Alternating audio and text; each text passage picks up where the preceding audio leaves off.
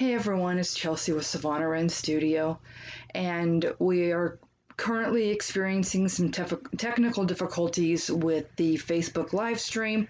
So I'm here on YouTube right now, getting ready to set up for my Messy Yoga Mom workshop that I was going to be doing today. The topic was feelings of burnout and or touched out, especially if you're a parent or you're neurodivergent. Um, it's I'm both, and so I tend to experience both burnout and feelings of touched out pretty regularly, and they're definitely very difficult feelings and sensations to work with on a regular basis.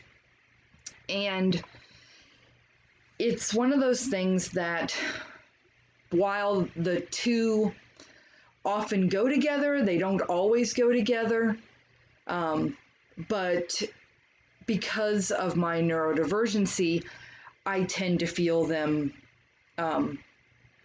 often. And it makes my emotional journey and my health journey a bit rocky at times. I'm not gonna lie. So, before we go any further, what is burnout and what does the term touched out mean? For me, burnout is defined as I have just been pushing myself so hard and so fast for so long that my body just has started to shut down, and I tend to become easily overwhelmed and overloaded by what's going on around me. I experience extreme mood swings. I am often irritable. I'm exhausted. Everything feels just like such an effort and so overwhelming that I just feel immobilized many times when I'm going through burnout. And I've felt this pretty regularly since undergrad. And usually what happens for myself is that during the week, I'm usually going. I'm running around doing errands. I'm constantly cleaning. I'm taking care of the kids. I'm running the business. I'm doing web content, or I'm doing research, or I was doing writing and coursework. And it's one of those things that after a week of that, or a couple of weeks of that, I just couldn't function anymore. And I would either have a depression spiral or a physical spiral where my health would just say, nope, we're not going to do this anymore. We're going to rest, and you're just going to have to be okay with that. And it was never okay with that, like ever. And it was so difficult to deal with because when I was experiencing burnout, I was basically immobilized for a minimum of a day. Sometimes it would stretch into a week or more where I could only do the bare minimum of keeping myself and my family safe, alive, and fed. and everything else just went out the window, and I couldn't do anything else. For the most part, I still do experience burnout on a pretty regular basis, but I would say more often than not, it tends to be a lot shorter, because as soon as I feel the symptoms of burnout, I immediately start doing triage self-care and making sure that my needs are being met and that my body is allowed to rest. If that doesn't happen, then it usually becomes a greater issue, and my symptoms start spiraling pretty quickly. The other concept that can go hand in hand with burnout is feelings of being touched out. Before I realized that I was neurodivergent and on the spectrum, I didn't understand why having social connections, or what I should say, too many social connections, was so exhausting. I would go to parties, or I would hang out with friends, I'd hang out with my kids or my husband, and there was only so long that I could interact with people before I started feeling overwhelmed and burnt out. The first time that I ever heard the term touched out, I was, I believe, at a Birth Connections meeting back down in Oklahoma, and we were discussing parents, particularly moms, having this feeling of when you've been interacting with your children nonstop without any alone time or self-care time for yourself, and they're just crawling all over you, especially if you've been breastfeeding constantly, or for having a long journey in breastfeeding. There would be times that you would just be like, I'm done being touched, I'm done having people around me, I'm done with human contact. And that was when I realized that I not only had those feelings with my children, who I had breastfed, both sets. The first set was only for about 2.5 months. The second set was for 16 months. But I remember feeling like every time that I was doing breastfeeding and having my children on my lap or right next to me, attached to my hip, and wanting to be with me and involved, that it was just so overwhelming, and I was so drained and exhausted, and would come out of it irritable.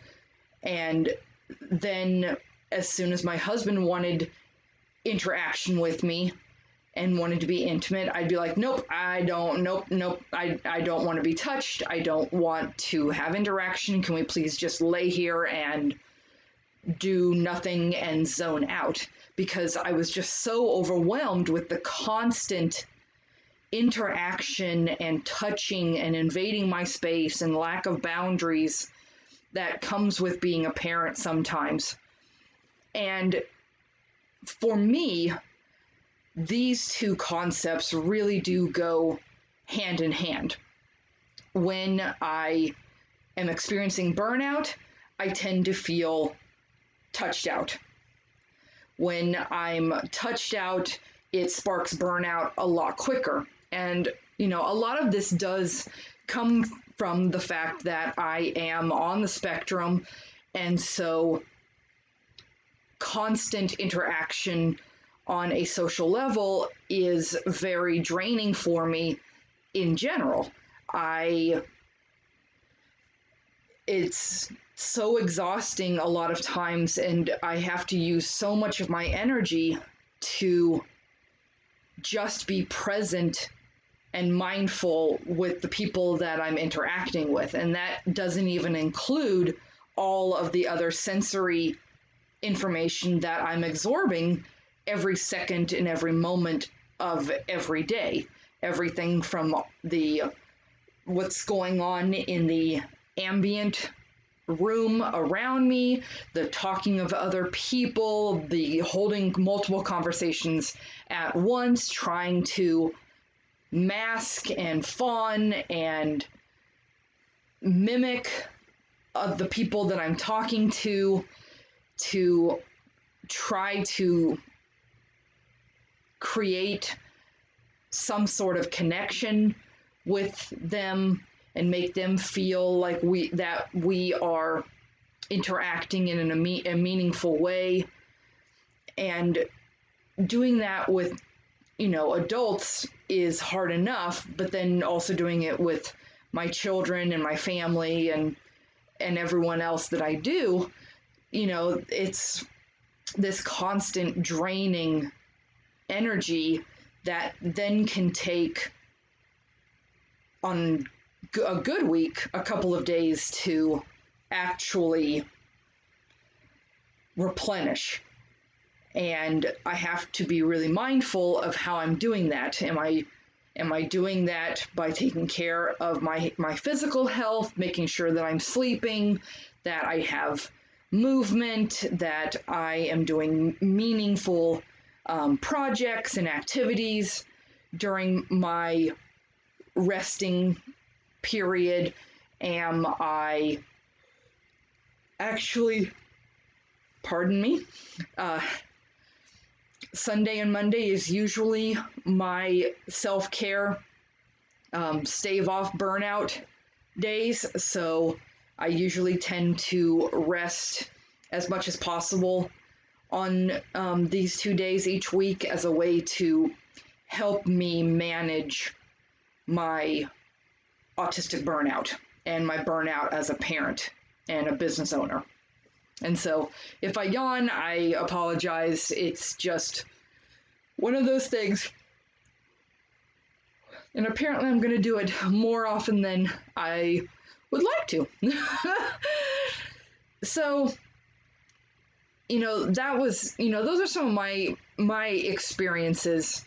Some of the symptoms that I experience with burnout, particularly autistic and ADHD burnout, is that, and I've alluded to this previously, but I tend to be very low energy, lethargic. I tend to crave sugar because my body's like, I need energy now. I just need a boost. Give me a boost. I also tend to crave caffeine, which I do try to moderate as often as possible. I also crave zone out time, which usually involves occasional, watching movies or binge watching a couple of episodes of a series I like. Most often they are movies and TV shows that I've watched a million times. They feel comforting and I can literally zone out and I don't have to pay really close attention to what I'm watching. Sometimes I read, but more often than not, I just spend a lot of time sleeping, and occasionally adding a little bit of movement if I feel up to it and I'm able to convince myself that, hey, maybe that walk would help me out, or maybe going to the gym would help me out a little bit, or turning on some music might improve my energy levels. So, excuse me. Some of the ways that I cope with burnout is I listen to my body, because most of the time the burnout that I'm experiencing is from me pushing myself too far for too long. And so when I start feeling low energy, irritable,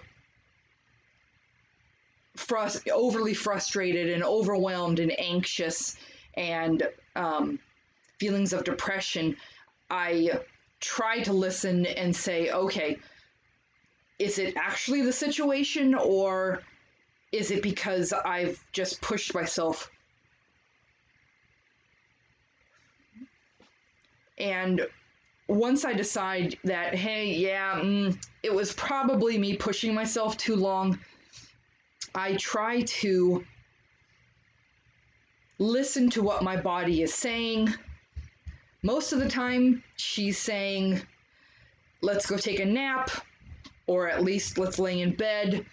Let's let our mind just rest, not think about anything in particular. Let's set our projects and our work aside and let ourselves truly rest and not just fake rest, which I used to do in the past, where I would pretend that I was resting, but I'd be like super anxious about resting, and so that I would be trying to be productive and doing work in bed, or reading and researching in bed and writing while watching and listening to TV, and it wasn't actual beneficial rest. It was me trying to fake rest in hopes that I would trick my body into allowing me to continue going 90 miles an hour. With regards to, how I handle and cope with feelings of being touched out and overwhelmed by social interactions, when I start realizing that I'm feeling touched out, and again, it usually will be I'm more irritable, I'm dissociating during interactions, I'm not all there, I'm starting to zone out because I'm tending to be more overwhelmed, and or losing focus in the interactions that I'm doing. And when that happens, I try my hardest to remove myself from the situation, giving myself the permission to go recharge my batteries off by myself. And if I'm at home, it's not usually that big of a deal. I can do it for a little bit longer. If I'm out and about, I tend to need to take more little pauses and little breaks where I can just go and sit by myself in the quiet, in a quiet space, and allow my brain to decompress before going back in and reconnecting on a meaningful level with other people. And then I usually do pretty well. Now, up until a few years ago, I really struggled with physical contact. I still do in some capacities, where it's just very uncomfortable for me to experience a lot of physical contact from people, people touching me, being in my space. And I didn't realize that was such a huge issue until I had children, because, before I had kids, I had control over who I invited into my space, who was allowed to touch me, how long they could touch me. Hugging was still kind of difficult for a very long time, just because of how intimate it felt. Eye contact was also a very intimate act, and I've been working very diligently to understand my feelings about hugs and eye contact, and pushing my limits of comfortability and what I know and feel so that I have more meaningful interactions with other people, especially my children. So when I had kids, I lost a lot of autonomy over my own body, my own space, and feeling like I was in control of what was going on around me and to me. And so I was constantly touched out because babies and children want to be on you and they want to hug you and kiss you and pet your hair and play with your hair. And they want to hold your hand and crawl on your legs and crawl on your back when you're laying down and plop on you and throw themselves onto the bed. And so I lived in a perpetual state of touched out for the first 5 to 6 years of my children's lives. And during that time, I just thought that I was the outlier, that I was wrong in feeling touched out and being overwhelmed as a parent, when in reality, a lot of parents feel touched out and overwhelmed and burned out to some degree, some varying degree. Mine might be a little more severe because of who I am and my neurodivergency, but when I speak to other parents, I see the common thread. And so, my biggest advice for feelings of being touched out and burned out is, one, to listen to your body and take its messages seriously. 2, give yourself permission and the space to recenter and decompress in a healthy and safe way, whether that's alone time or removing yourself from your environment. Find what works for you. And then 4, make sure to re-engage once you have decompressed and recentered, because it's just as important to know what's going on with you as it is to be able to continue to connect with other people. So I'd love to hear from you, what your experiences are with either burnout or touched out as a parent or as an individual. Feel free to drop the comments in the comment section below. And if you enjoy my content, check out my Facebook page, Savannah Wren Studios, or my website, www.savannahwrenstudio.com. And if you really, really like my content and want to support me, consider becoming a member of my Patreon group. I put a lot of content up there. My Patreons get access to my workshops, important shadow work tools and worksheets. They get access to my full-length yoga classes and meditation classes. They get behind the scene content. And I also do regular tarot card or oracle card and astrology posts to help guide us through the energies that we're feeling on any given week. And so you can find me on Patreon under Savannah Wren Studios. The memberships start at $3 a month. $3 a month for unlimited access to my yoga classes. Yes, please. I can't go to a regular yoga studio for that. So, if anything, consider it. $3 $3 a month is a heck of a lot less than what you pay for a candy bar.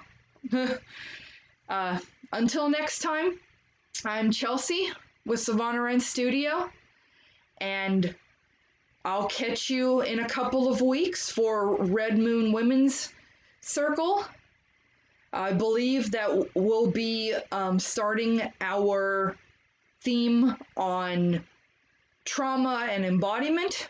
So until next time, I hope you have a great rest of your holiday weekend. Bye, everyone.